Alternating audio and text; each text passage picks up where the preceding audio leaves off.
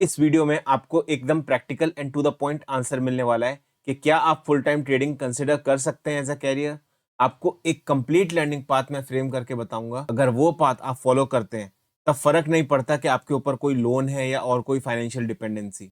जब तक आप डिसिप्लिन एंड अपने होश में रह के ट्रेडिंग करेंगे, आपका माइंडसेट इम्यून है ये सब फाइनेंशियल लाइबिलिटीज से एंड फोकस्ड है अपने गोल पे जो है फुल टाइम ट्रेडर बनना। चलिए अब स्टार्ट करते हैं। ये वीडियो एकदम ध्यान से सुनना, हर एक चीज आपको एकदम क्रिस्टल क्लियर हो जाएगी। जो भी इंफॉर्मेशन मैं आपसे शेयर कर रहा हूँ वो as a trader total practical experience है। अगर ये नॉलेज एंड वीडियो आपको पसंद आए तो जरूर इसको लाइक करके जाना। मेरे को काफी लोग पूछते हैं फुल टाइम ट्रेडिंग में कैसे मूव हूँ अपनी करंट जॉब छोड़ के, और कुछ ऐसे लोग भी होते हैं जो बोलते हैं जॉब नहीं करनी, सीधा ट्रेडिंग करनी है। तो ये दोनों सिनेरियोज हम कवर करेंगे। आप जिस भी कैटेगरी में आते हो, कैटेगरी 1 या कैटेगरी 2, देखना आपको पूरा वीडियो है विदाउट स्किपिंग। स्टार्ट करते हैं अब हम पहले सिनेरियो से, मतलब आप जॉब करते हो। अब जॉब आप कितने के भी कर सकते हो, 25,000 महीना, 50,000 महीना, 80,000 महीना या 1 लाख से ज्यादा। आपकी एस्पिरेशन है ट्रेडिंग में मूव करने की, एंड ये ट्रेडिंग का ख्याल सिर्फ एंड सिर्फ इसलिए आता है कि पैसा और चाहिए। एंड ये ख्याल आना कोई बुरी बात नहीं है, पैसा सबको चाहिए। क्वेश्चन आता है क्या जॉब छोड़ के मूव करना चाहिए। बिल्कुल आ जाओ, बट उससे पहले अपने आप को कुछ प्रूफ करके दिखा दो। क्या प्रूफ करना है वो मैं आपको अब बताता हूं। मैं एक एग्जांपल दे रहा हूं, जो कैलकुलेशन मैं कर रहा हूं सेम आप अपनी करंट सिचुएशन के हिसाब से कर लेना। इस एग्जांपल में कंसिडर करते हैं कि आपकी सैलरी है 80,000 पर मंथ। अगर इससे कम है तब भी आप कैलकुलेशन वही करो जैसे मैं आपको बता रहा हूं। साल में आप लगभग 9,60,000 कमा लेते होंगे, जो कि है 80 इंटू 12 स्ट्रेट फॉरवर्ड कैलकुलेशन। अब एक महीने में अगर 20 वर्किंग डे है तो आपकी पर डे की इनकम हो गई 6,700। आई होप यहां तक आपको सारी कैलकुलेशंस क्लियर है। Per day income back of the mind रहनी चाहिए ताकि लालच ना आए आपको ट्रेडिंग करते हुए, एंड आप प्रैक्टिकल रहो। जॉब वाले लोग बस एक गलती करते हैं, ट्रेडिंग को भी 9 to 5 समझ लेते हैं। डे ट्रेडिंग में कितना टाइम आप स्क्रीन में बैठोगे फिक्स नहीं होता, कभी 10 मिनट, कभी 1 घंटा, कभी 2 घंटा। उसके बाद आपको अपने सिस्टम से अलग हट जाना होता है एंड कुछ और एक्टिविटीज में बिजी हो जाना चाहिए। Anyways, back to topic. अब बात करते हैं कि प्रूफ क्या करना है। इसमें भी दो पार्ट है। पार्ट 1 में मैं आपको कुछ कंटेक्स्ट सेट करूंगा एंड पार्ट 2 में आपको कुछ कंडीशंस बताऊंगा। स्टार्ट करते हैं अब पार्ट 1 से। जो भी आपकी एनुअल सैलरी है, टोटल सीटीसी, उसका आपको 20% कैलकुलेट करना है। हमारे एग्जाम्पल के हिसाब से कैलकुलेट होके आता है 1.92 लाख। ये है 20% ऑफ 9.60 लाख। ये हो गया है आपका total trading capital for 1 year. Suppose आपकी एनुअल सैलरी का 20% 50,000 से कम निकल के आता है, तब आप पहले 50,000 सेव करो अपनी सैलरी से, फिर ट्रेडिंग में आओ। एंड आप ये वीडियो जरूर देखना जो मैंने डाला हुआ है रिस्क मैनेजमेंट पे अपने चैनल पे। अगर आपका कैपिटल 50,000 से ज्यादा है तब भी आप ये वीडियो देखना। इसमें जो मैंने आपको रिस्क मैनेजमेंट का फ्रेमवर्क बताया है उस पर आप काम करो। एनीवेज, वापस आते हैं अपने टॉपिक पे। ये 20% कैपिटल आपके ही पैसे होने चाहिए जो आपने अपनी जॉब से कमाए। किसी से आपको उधार नहीं लेना है, इंक्लूडिंग फैमिली, माँ बाप, बीवी एक्सेट्रा। लोन तो बिल्कुल भी नहीं लेना है। प्रूव आपको ये करना है कि ये 1 साल जॉब रहते हुए आपको ये 20% कैपिटल को ग्रो करना है अपनी ईयरली सीटीसी के बराबर। ये करके दिखाना ही पड़ेगा।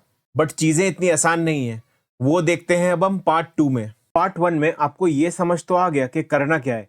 सीटीसी का 20% कैपिटल आपको इंजेक्ट करना है एंड उसको ग्रेजुअली 1 साल तक ट्रेड करना है एंड ग्रो करना है अपनी एनुअल सैलरी के बराबर। आपको 1 साल कंटिन्यूस ट्रेड करना है, मतलब सपोज आपका 6 महीने में ही कैपिटल सीटीसी के बराबर हो गया, ये काउंट नहीं होगा।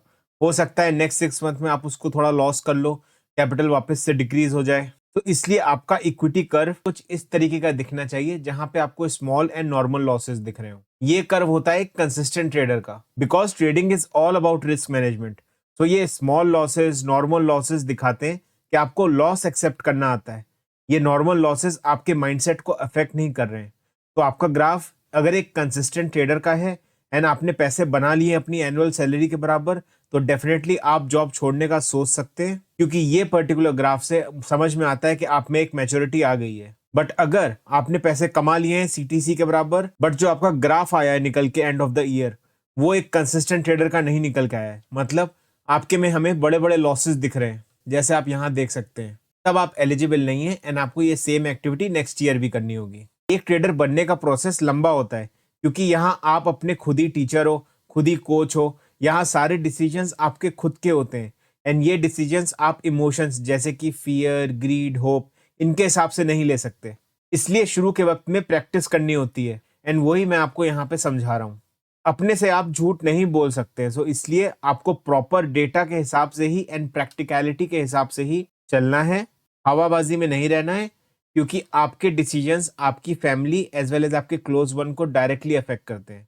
अब बात कर लेते हैं कि अगर ये आप प्रूव नहीं कर पाए, मतलब आपने कैपिटल जीरो कर लिया या आप टारगेट अचीव नहीं कर पाए।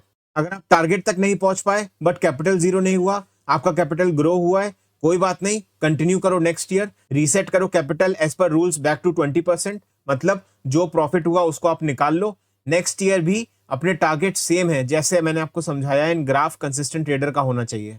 बट अगर आपने अपना कैपिटल जीरो कर दिया है, तब आपको बचे हुए दिन जो भी साल के हैं, एक भी दिन ट्रेड नहीं करना है, एक नया पैसा आपको अपने ट्रेडिंग अकाउंट में नहीं डालना है, क्योंकि आपको रिस्क मैनेजमेंट आता ही नहीं है, आपको छोटा लॉस लेना आता ही नहीं है, आपको hope, greed, zero to hero, ये सब में आपका दिमाग चलता है।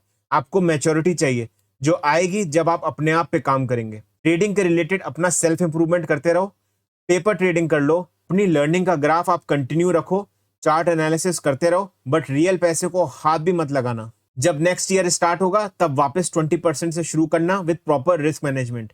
ये वीडियो में मैंने बहुत इंपॉर्टेंट बात बताई है कि पूरे कैपिटल से ट्रेड नहीं करनी होती है। यही रिमाइंड करो बार बार अपने आप को। एंड ये सेम चीज आप 3 साल तक रिपीट कर सकते हैं, बट अगर वो 3 साल आप अनसक्सेसफुल हो गए तो आपको थोड़ा ब्रेक लेना पड़ता है ट्रेडिंग से, क्योंकि जब आप 3 अटेम्प्ट में नहीं कर पा रहे हैं, आपको अपने को समय देना ही पड़ेगा। इसके बारे में मैं थोड़ा और बात करूंगा वीडियो की एंड में, काफी इंपॉर्टेंट पॉइंट्स बताऊंगा आपको। बट पहले हम मूव करते हैं कैटेगरी 2 पे। कैटेगरी 2 है हमारी उन लोगों की जो जॉब नहीं करना चाहते हैं एंड सीधा ट्रेडिंग करनी है। सीधा आंसर है मेरा आपके लिए, भूल जाओ, घुसना भी मत।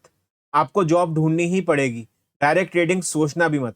सपोज आप डायरेक्ट आ गए एंड ट्रेडिंग को करने की मैच्योरिटी नहीं आई एंड इसको गैम्बलिंग की तरह करने लग गए, लत लग गई ट्रेडिंग की, फिर कभी आप जॉब कर भी नहीं पाओगे अपनी लाइफ में। आप इसको इस तरीके से समझो, आपने कॉलेज अटेंड किया, सारे एग्जाम्स पास किए, डिग्री ले ली, बट कभी आपने क्लासेस बंक की होगी, लेक्चर मिस किए होंगे, तो इनकंसिस्टेंसी आपके नेचर में थोड़ी रही होगी। बट जब आप जॉब करोगे, राइट, आप किसी लीड के अंदर काम कर रहे होगे, वहां पे आप रेगुलर रहोगे, डिसिप्लिन के तरीके से अपना टास्क कंप्लीट करोगे, कंसिस्टेंसी के साथ आप ऑफिस जाओगे। एंड ट्रेडिंग क्या है? Discipline and consistency, right? तो जॉब करना इज इंपॉर्टेंट ताकि आप खुद अपने पैसे कमाओ फर्स्ट प्लेस पे। सपोज अगर अभी करंटली आप थोड़ा बहुत प्रॉफिट कमा रहे हो, राइट, विदाउट जॉब, तब भी मेरा आपको यही सजेशन है कि आपको जॉब ढूंढनी है एंड जॉब करनी ही है। एंड फिर जो मैंने आपको कैटेगरी 1 का लर्निंग पाथ बताया है, आपको सेम फॉलो करना है, but direct trading without job, मेरा आंसर नो है। एंड इसलिए इस पे मैं और कुछ बात करना नहीं चाहता। कभी भी इस कैटेगरी में मत जाना आप लोग, जो मैं अब आपको बताने वाला हूँ। ये पर्टिकुलर लोग ट्रेडिंग के लिए ही जॉब करते हैं, मतलब तब जिस दिन इनकी सैलरी आती है अपने ट्रेडिंग अकाउंट में ट्रांसफर किया एंड फिर थोड़े दिन में उसको पूरा जीरो कर दिया। एंड ये प्रोसेस कंटिन्यूअस चलता रहता है, non stop, with the same hope, zero to hero. Calculation चलता रहता है इनका, this into this is equal to this much profit, but actual में ये पूरा लॉस ही करते रहते हैं। अगर आप इस कैटेगरी में हो एंड ये वीडियो देख रहे हो, आपका माइंडसेट पूरा खराब हो चुका है, आप एडिक्ट हो चुके हो ट्रेडिंग के लिए।